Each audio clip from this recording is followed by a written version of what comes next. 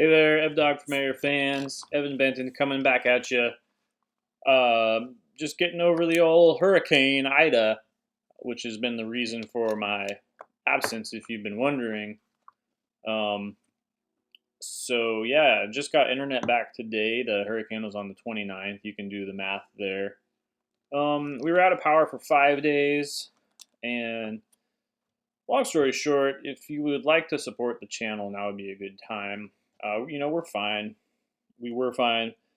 I'll talk about that, but I'm missing a couple weeks of work because of this, and we are having to spend some money doing repairs and things like that. So if you could find in your heart to support my work here on the YouTubes, the research and such, I would greatly appreciate that.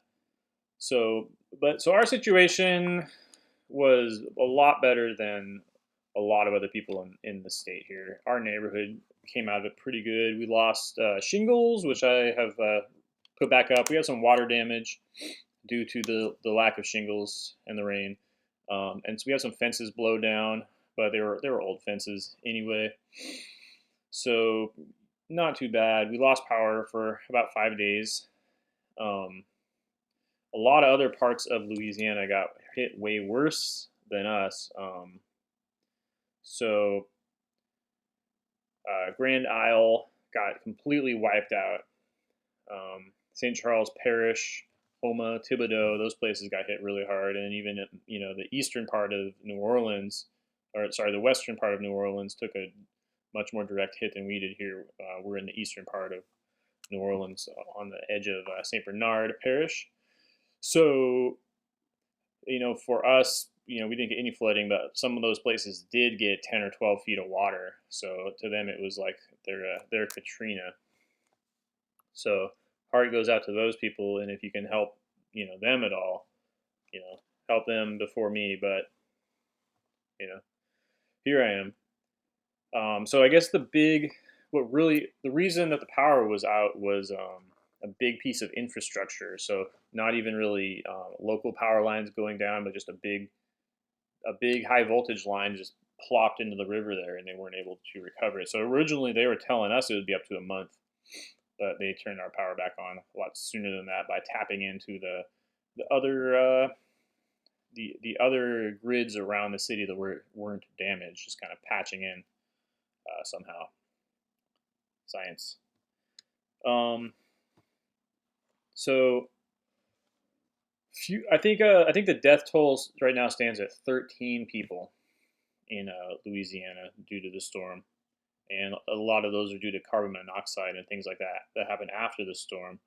Um, so shockingly and amazingly, the Ida actually made it up to the Northeast states, and in New York City, New York State it killed like 50 people, which is just crazy. But I guess it was all people living in basement apartments where I saw some pretty terrifying video footage that they just the water just came through and just crushed the walls and entombed people basically. So that's terrifying, and just want to talk about you know the fact that down here people are basically prepared for hurricanes and things like this, and up there they're not, and that's why they died. I mean, we can't have basements here because we live in a swamp. I mean, you dig in our yard and you hit water, within a couple feet. So all the houses are elevated. After Katrina, even more so. FEMA did put up some money to get people to elevate their houses too, and levees and so on and so forth. Those are kind of a double-edged sword. Um, but the point is, when you're prepared for things like this to happen, you're a lot more liable to survive them, and that's the whole point of this video, and just today. Um, so one good thing I wanted to say that surprised me, I just learned, is that FEMA, love to hate them, but FEMA actually is reimbursing people who bought generators and chainsaws. So if you bought a chainsaw or a generator for this hurricane because of the power was out, you got it for free thanks to our friends at FEMA. And that's just really off message for the whole federal government, because that's getting people to be self-reliant. But hey, I'll take it. That's great. We ended up borrowing a generator from some people who left town. so we were fine. But this is what I've been thinking. And I would add a 12 gauge shotgun to that mix. Give everyone a generator and a chainsaw and a 12 gauge shotgun, and their own, and maybe some ammunition, but they're on their own for the gasoline. And I mean, just imagine you're a wealthy billionaire and you just pull up to Haiti with a bunch of 12 gauge shotguns, right? After a hurricane or something. I mean, takes care of the looters. Takes care of the looters. Takes care of crime. But that's an interesting social theory I'd like to test at some point. So, yeah, but credit where credit's due. I like that. I like that FEMA did that. And it's a story. I might have shared this already, but something I've been thinking about. I was lying awake one night, and I can hear electromagnetic fields. It's just a weird thing, and it sounds like just a high pitched buzzing or high pitched. I don't know. It's like if you remember the old CRT TVs before they went to flat screen. If you walked into a house and the TV was on, you could hear it, just that high pitched like wail, like only dogs can hear it. So I can hear that, like sitting in front of, or if I'm on this couch, reading a book or something. Since it's quiet, the Wi-Fi here that is behind the computer where I'm filming this really starts to bother me. So it's like a subtle thing, the EMF, the electromagnetic fields. But if everything's quiet, it becomes pretty obvious, and it keeps me awake sometimes. It's hard to fall back asleep. It just feels like my mind just won't stop. It's like stimulating, and it comes through the electrical outlets and things like that too. It's complicated. I'm not going to get into it, but long story short, I'm lying there awake at night and hearing this high pitched sound, and then I'm also hearing this low pitched sound somewhere else outside that's probably like my neighbor's generator. And since I'm a musician, I'm realizing that they're both in tune with each other, which makes sense because everything runs on a 60 hertz cycle, so everything's causing that electricity or whatever, or the electrical motors and things to vibrate in sync with that 60 hertz cycle. Okay, so I'm sitting there, lying there, listening to these two sounds, just thinking about that connection there. And what pops into my mind is Jordan Peterson's thing. It's a bloody miracle that anything works. And he's talking about exactly this kind of thing where, like, it's a miracle that the power works. It's a miracle that we don't have power outages a lot more often than we do, right? And when anything happens with the power grid in America, it basically gets fixed so quick. Like, they can reroute it, or if they have to go send a lineman out, he does it so quickly that we don't even know about it. Okay, I mean, it's going down all the time, and we just don't know about it as consumers. And as he says, it's a bloody miracle. And I'm sitting there laying there realizing it's not.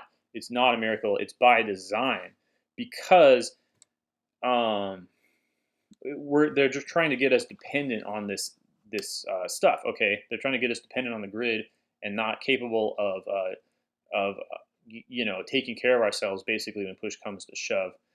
And it's just like, realize if we routinely had this situation where we're out of power for a week, it's just everyone gets a generator and it's not a problem anymore. You wire it in, you can do a whole house generator, wire it into your whatever it's called, circuit breaker thing there, and you're just good. You just got a bunch of gasolines, that you have stored up for this kind of thing, and it's just fine. So it's getting us dependent on this dependable system that's gotten us where we at, and it's gotten Americans into this, like, what can I say, this complacent attitude that we're all that we all have. Okay.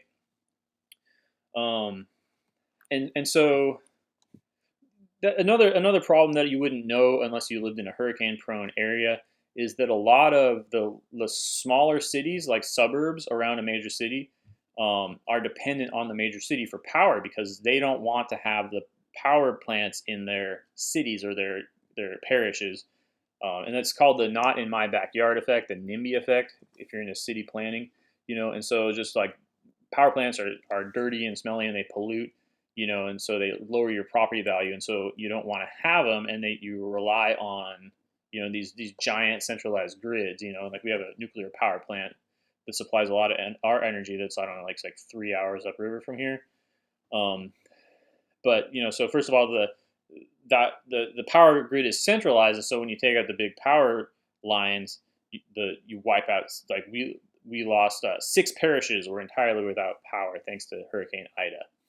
6 parishes, like at least 1 million people, I think 1.5 million people. And then the other problem is that because all the smaller municipalities, like in St. Bernard Parish, are dependent on the bigger ones, they get their power turned on last because there's fewer people. So, it's another thing where we could all have like we have a substation down the street, like 5 blocks from here. What if that was just a small power plant, like a neighborhood power plant, and we could just, you know, turn it off for the storm, have some redundancies, and then turn it back on after the storm. Anyway, it's just that's the kind of thing we need to shift toward. Okay, and these are things you realize when you're in these kinds of situations, and watching the ham-fisted politicians, with their press conferences. But that's another story. So, but anyway, FEMA, good on you for giving people generators. Wow, surprising. And then another thing that was really good, I was listening to the radio, just a day or two after the hurricane, driving around trying to get like shingles or something to fix my house. On the radio, they were saying that they had a representative from a local grocery chain, uh, Ideal Market, which is a Mexican grocery chain here, and it's really great. If you're in the New Orleans area, check out Ideal Market. But he was saying how, he's saying like the day after the hurricane, Ideal Market had all their stores stocked and running on generators. And he said it was because they're a small chain, they don't use the nationwide distributors. All their distributors are in the state, so it's real easy for them to get a truck down from wherever it is to replace their stuff. So that was just really cool to learn, and just an obvious kind of thing. It's just like when you're not dependent on the Walmarts and the Winn-Dixies, you have a much better chance of survival, just basic survival, getting food and restoring, these supply lines after a major disruption such as natural disaster. And so, yeah, for us, we didn't really get hit that hard. A lot of people got hit worse than us. And the hurricane came ashore west of here, and so we missed out on most of that. Thank God. But this is our second major hurricane, and by that I mean it's the second time that we've lost power for over 5 days, and we've had some property damage. But that's not really the point. The point is that that's our second major hurricane in less than a year. Okay, Zeta was in October of last year, so that's less than a year between Zeta and Ida. Okay, and it's only going to get worse. We know it's going to get worse, and the reasons it's going to get worse, I'm not going to get into in this video, but there is weather modification. Look it up if you don't believe me. Climate change, the carbon dioxide driven model is a bunch of hooey, like the NOAA model and the IPCC model is a bunch of hooey. But I've talked about space weather a little bit. I'll probably talk about it more. But there's things that the elites understand are going on, and they're going to start affecting our climate more and more in huge ways. And we got to get prepared for it. Okay, we have to be prepared for more of these types of events starting to happen. Earthquakes, volcanic eruptions, they're all in sync. They're all being driven by this electric phenomena that's going on between us and the sun. And I can't claim to understand it, but I'm getting into it.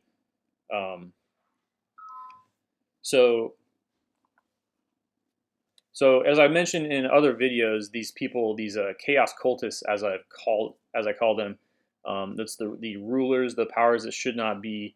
They're managing, and they are doing weather modification. Okay, we know they're doing things like that. They're setting off. They have the capability to use some sort of device to trigger earthquakes and things like that. We know that as well. Um, they use bombs to generate tsunamis during World War II in in Indonesia, I believe that was. So they're doing all this, but more importantly, they know that the Earth is going through this change, this cycle, right? And basically, it's a chaotic cycle, and they think that they can manipulate that chaos into an outcome, saying about doing this on purpose, that they desire, that's going to benefit them. And they think this because they are chaos cultists. They worship chaos. They believe in randomness as a creative principle.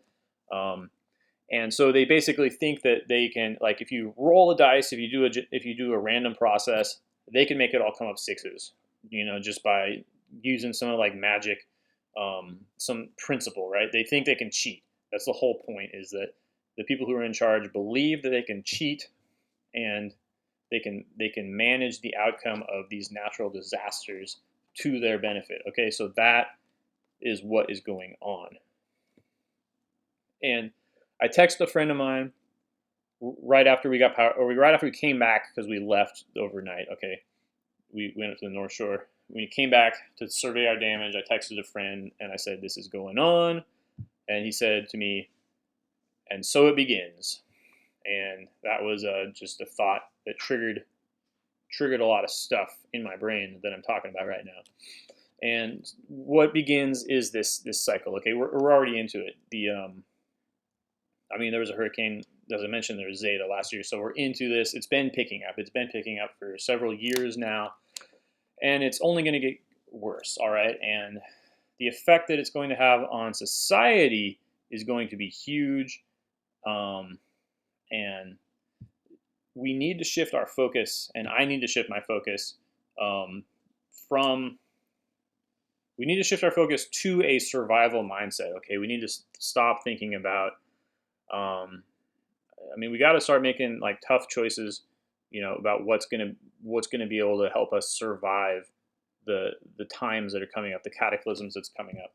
So, like everything else in the world, human civilization goes through cycles. Okay, it goes through cycles of expansion, and it goes through cycles of contraction. Okay, and expansion simply means, on one hand, a lot of people. Contraction means fewer people, and you can figure out what that means. But when we're in an expansive cycle, we're figuring out science. We're creating works of art.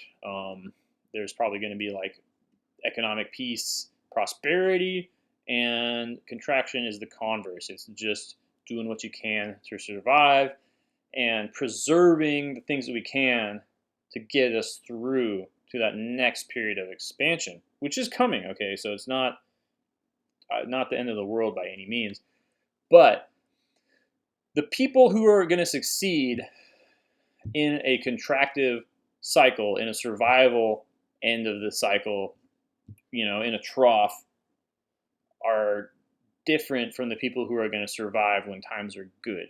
Okay, so like the captain of the football team, the doctor, the lawyer, the insurance salesman, the computer programmer, the people who never really had to struggle and figure things out, are not the same people who are going to survive, right? Survival has to do more. It doesn't have to do with like certain, skills or professions, but it has to more to do just with situational awareness, and being able to think on your feet, being able to adapt. All right, and I'm not going to toot my own horn in this video, but my story is basically, I wanted to be a musician. I wanted to be a jazz trumpeter my whole life. All I've ever wanted to do was play jazz music, and I've just had obstacles thrown in my path all my life, okay, that have made me just think, what's going on here? Why is it so hard? Why is it so hard to play? And like one silly example, I'll make a whole video about this later, but when I had braces, they kept a wire on the bottom of my back teeth. And when you play trumpet, you buzz your lips, right? Your lips make the sound, and then you have to go ta ta ta ta ta. And if you feel in your teeth where your tongue touches, when you say ta ta ta, you can feel it's right on the back of your lower incisors.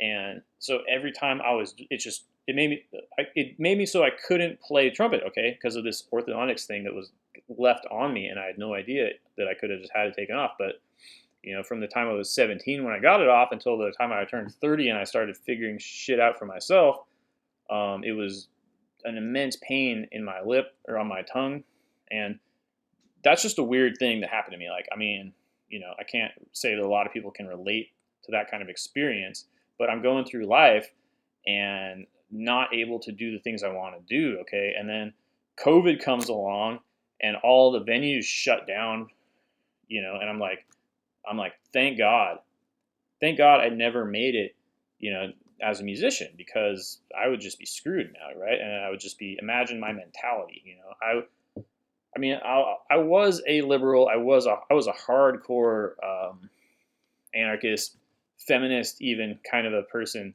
in my earlier days. And I would still, I mean, I've spoken to musicians, and that's another part of why I've never wanted to be a musician.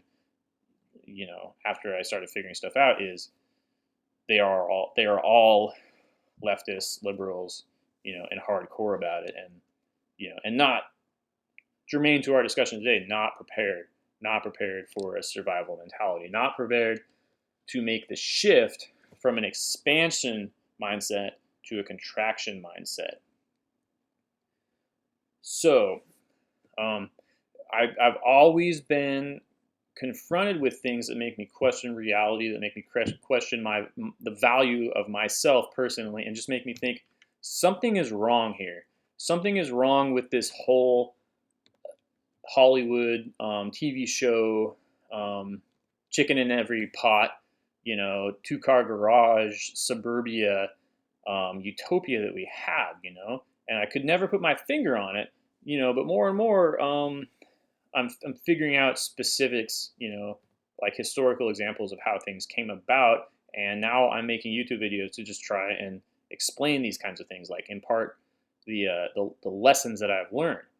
And so one of the things that my wife has mentioned to me, and I've noticed too, is that we don't have hardly any contact with our childhood friends, the people we went to high school with, because my wife and I both went to high school together. We're from the same small town in Oregon.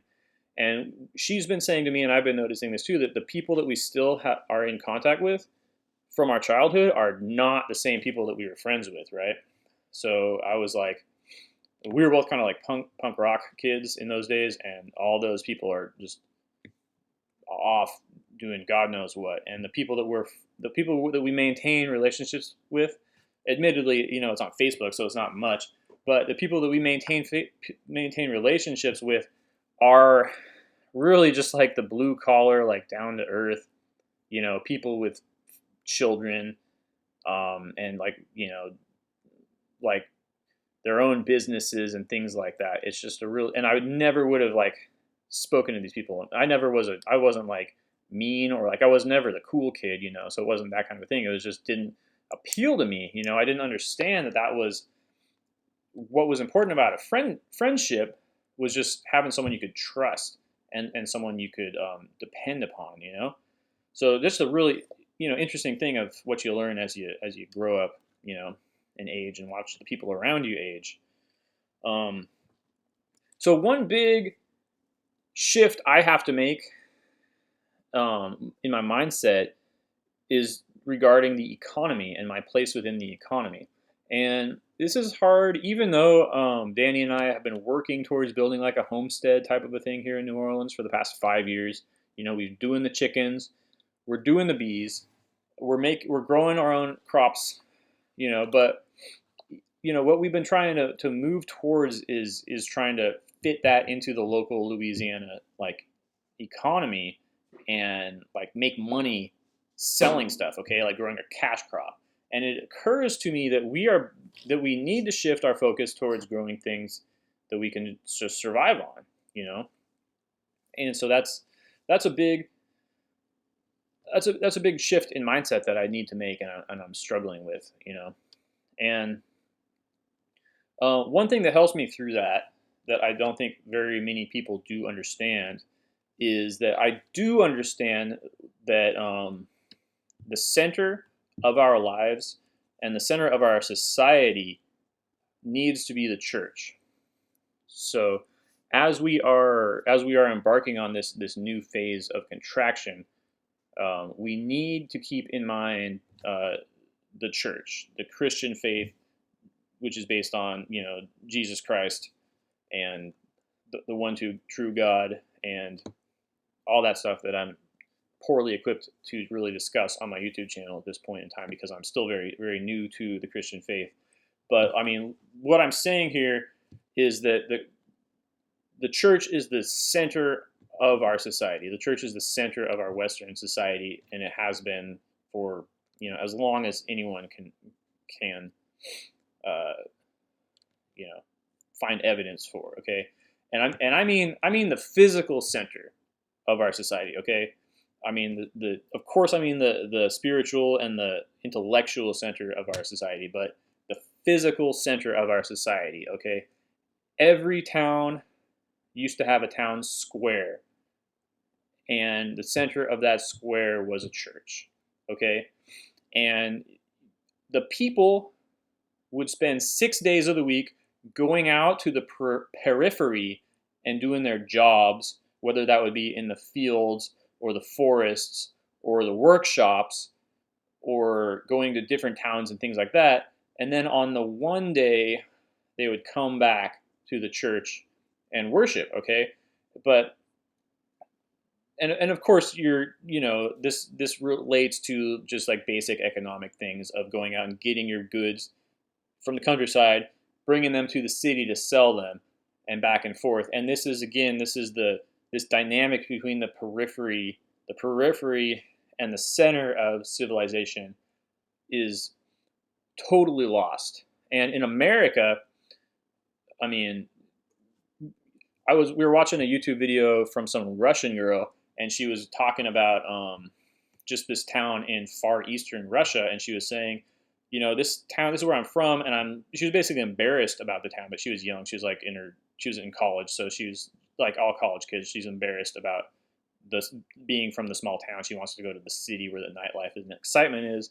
But she's saying this small town has a beautiful town square. And she had videos of it. It was a beautiful town square. And she said, the thing about Russia is the town square is going to be beautiful. And when you go out to the suburbs, they're going to be crappy and full of garbage.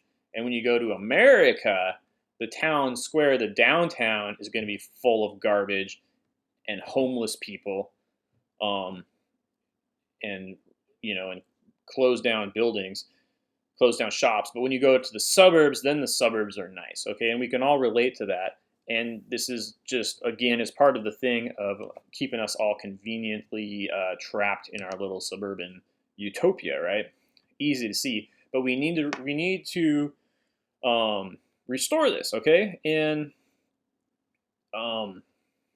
it's going to be a case of be careful what you wish for, because we're going to see a lot of destruction in the cities. So we're going to have a lot of opportunity to rebuild. Okay, so let's try and embrace that. Let's try and look on the bright side, and just realize, and if you're a Christian, because there's not enough of us to go around, if you realize that the center of the church, the center of the society has to be the church, then you've got a leg up. Well, you have the only leg, right?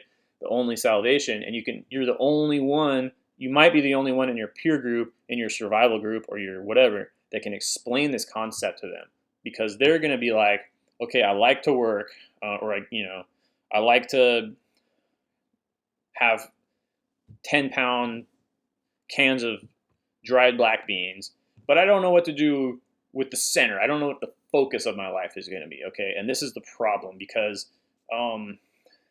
the people who are opposing us, the evil ones, they have a focus. They have rituals and things like this that they're telling us are stupid and superstitious, right? But they have rites and rituals and secret initiatory, things that we don't even want to know, that we pretend don't exist, and that's how we basically get through our days. Yes. So, but that's the first point or that's the second point, because the first point was the economy. survival economy is different from a mercantile economy. And then second, which should be first, keep the church first. Keep the church the center, and just acknowledge this center to the periphery dynamic, just as we have the contraction and expansion dynamic. Okay, and kind of in the same way, you can be kind of like Taoist about it, and you can understand there's this wave, or this rhythm, and you can get on the right side of it and see it coming, and then you can prepare. Right, this is what it's all about. Prepare for your family, prepare for the future, prepare for your community. Okay, because there will be a time when we're going to get back to expansion. There will be a time when we're going to get back to writing sonnets and symphonies, and new Mega Man games, but now is not the time. And so people who don't get this are called preppers. Sorry, I've dissed on preppers in other videos. The reason I don't like preppers is because they think they can do it all on their own. And even if they acknowledge the need for a community, they still don't know what to base that community on. They don't have any center. And even if they're Christians, which a lot of them are, they're not Christians who are associated with any particular church, and they don't have. Which reading the Bible is important, right? I'm a Lutheran. We do say sola scriptura, but we also have a thing called the Augsburg Confessions. The Book of Concord. So, and that's another thing that no one besides Lutherans really cares about me getting into, the nitty gritty of. But you got to have a central church authority, because you, the prepper, are spending your week going out tilling the soil or tending to your your cans of dried black beans, or your ham radio, right? And you need to acknowledge that there has to be someone who's spending his week just in the church, keeping the church nice, and praying and digging into these kinds of theological questions, so that when someone comes up to him and challenges him, I'm not equipped to answer a lot of theological questions. If someone says, why are you a Christian? Why should I be a Christian and not an atheist? Or why should I be a Christian and not a Muslim? Admittedly, I'm not the best at answering that question, and I would have to defer to the proper authorities. Okay. And then also, one of the oldest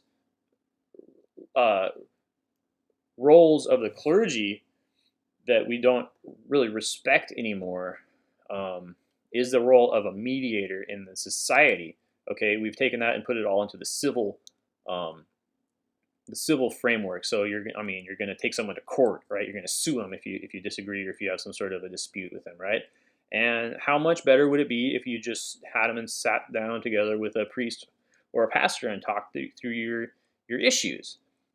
Okay, and also, just if you have personal problems, like interior problems, like mental or spiritual anguish, go ahead and take that and take that to a member of the clergy, right? And in doing so, recognize the value of a professional, counselor or mediator, okay?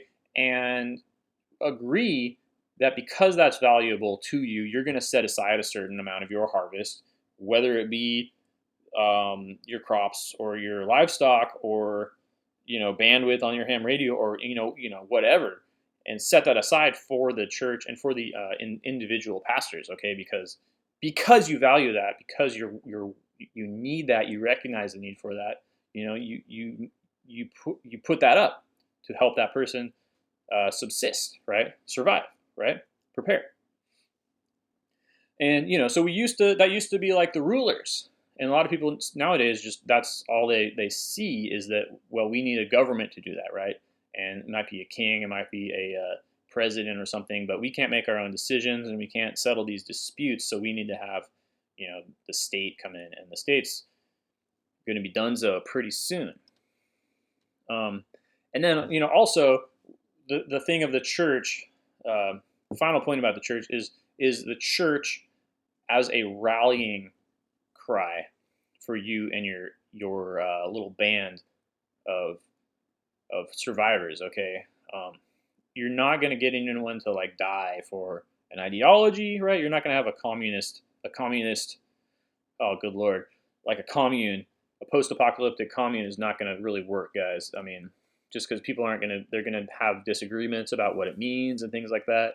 And ultimately, the only the church, the true, like the revelation of the truth of Jesus Christ dying on the cross is beyond rational thought, and it's beyond argument, and it's the only thing that by His grace really has the power, potential to unite us and give us something to work toward. And the other thing that people are going to die for, basically, this is key, family, right? The only two things that people are going to die for are family and the church. And these are at two completely opposite ends of the survival spectrum, right? From the individual up to, with a church, I mean, as big as you can practically maintain the infrastructure, basically. So we want as big an infrastructure as possible, right? Even though we're into survival mode, we still want to maintain that. We want to maintain that infrastructure as large as possible, right? It would be great if in our survival camp, we could keep the poets alive, okay, and keep the the people who are just the flower arrangers and things like that, the nice things, because it's always nice to have nice things, and that's worthwhile, just as it's worthwhile to have like a professional mediator or or a mental health counselor, even if he's just a priest. It's nice to have that. We value that, so we put some money up for it. And likewise, it's nice to have poetry. It's nice to have flowers. It's nice to have music. And so we put some of our money up. We pool a little bit of our resources together so we can support that one person and let him focus on being good at piano, okay, or tuning pianos, and on and on and on, okay. So next point, and another reason that I don't like the prepper mentality, you gotta be on the offensive. If you're thinking you're just gonna build a survival camp with your best friends and hole up and just wait it out, you're gonna die. Eventually, the people who are choosing to be on the offensive are going to find you and they're going to kill you. So an analogy this came to me the other day. I was out cleaning up after the storm, and the lot next door to us, there's a ruin on it from Katrina. It's a cinder block house with no roof, completely overgrown with vines and things. And there's a massive live oak that shades over a big part of our yard. And I love the live oak, But it occurred to me that I've been looking at that lot, that overgrown lot, for the last 4 years and just shaking my head, because someone owns it and they come over and mow every once in a while, but it's just along their side of the fence, it is just a pile of leaves and garbage, and there's a old truck in there. Needles, yeah, there's hypodermic needles, and it's just gross, And what the analogy and the realization is that these two things cannot coexist. My nice house that I'm trying to build a homestead on and plant a garden and have chickens and beehives cannot coexist with this garbage heap that is right on the corner. And it just simply because I learned this the hard way, that when you have a bunch of brambles and weeds and things growing up on one side of the fence, it rots the fence way faster. And so I've had to replace other sections of the fence adjoining other piles of garbage for the very same reason. And so my Viking heritage leads me to just want to, makes me believe in the right of conquest, right? I ought to be able to just go over there and fucking, excuse me, plant my flag and just start fixing the place up and make it mine, right? But because we live in a unlawful society, in my opinion, as a Viking, that doesn't work, right? So either two options, okay? Either I save up money to buy that lot and save it and turn it into a nice place and add it to my domain, or I become conquered by the dismay, the garbage, the needles, and I let my yard turn into and even add my yard to the garbage, okay? And that's, spoiler, that's basically what's going to happen because we're planning on selling our house and leaving the country, but that's another video. So, basically, again, if you do not, as a prepper, say to yourself, okay, I need to schedule some time into my prepper week to go out and conduct, surveys of the countryside, go and find other people, other prepper colonies, and make sure they're cool, right? Talk to them and make sure they're not going to be dicks. Make sure they're not going to take over. Make sure they're not like the friggin' globalists, the friggin', like the whatever lizard people that are running the world now. Make sure they're not like some remnant of this terrible society that should not be. And if they are, put them to the sword.